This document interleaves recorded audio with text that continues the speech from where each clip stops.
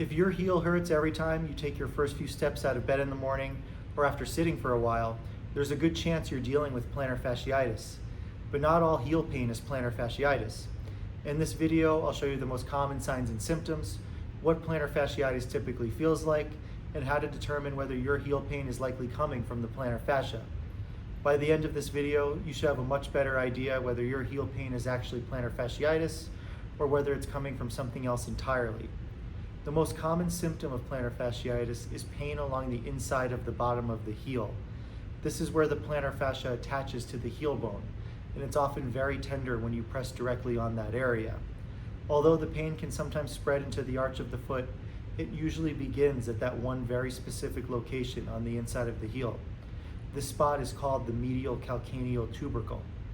Another hallmark symptom is pain with your first few steps in the morning or after sitting for a while. Many people describe those first few steps out of bed as the worst part of the day.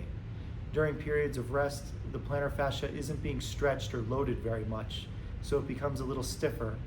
When you suddenly stand and place your body weight on it, those first few steps can become especially painful.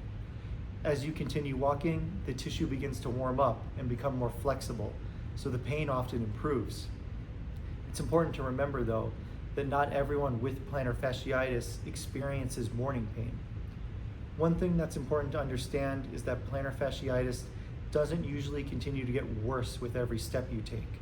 Instead, the pain is often worse during those first few steps and improves as you continue walking, and then gradually returns after prolonged standing, walking, running, or other higher levels of activity as the plantar fascia becomes overloaded again. You also may notice that walking barefoot, climbing stairs, standing on your toes, or walking uphill makes your symptoms worse. These activities increase the amount of tension placed through the plantar fascia, which can aggravate an already irritated tissue. Another common finding is limited ankle mobility, particularly difficulty bringing your foot up towards your shin. This movement is called dorsiflexion.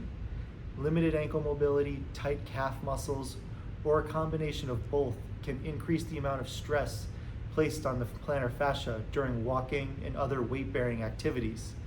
Research has also shown that people with plantar fasciitis commonly have trigger points or muscle knots in their calf muscles, which is one of the reasons we almost always evaluate and treat the calf alongside the plantar fasciitis during rehabilitation. It's also important to understand what plantar fasciitis typically doesn't feel like. Unlike nerve-related conditions, plantar fasciitis usually doesn't cause numbness, tingling, burning, or pain that shoots into the toes. If you're experiencing those symptoms, another condition may be contributing to your heel pain, and it's worth being evaluated by a healthcare professional. Finally, remember that the amount of pain you feel doesn't necessarily reflect how much damage is present. Plantar fasciitis can be extremely painful, even when the structural changes within the plantar fascia are relatively mild. Severe pain does not automatically mean you've torn your plantar fascia or caused permanent damage. While these are the most common signs and symptoms, not everyone experiences plantar fasciitis in the same way. The more these features match your symptoms, the more likely it is that your heel pain is coming from the plantar fascia. In the next video, we'll discuss realistic recovery timelines, what progress should actually look like, and the expectations you should have during rehabilitation so you can recover with confidence.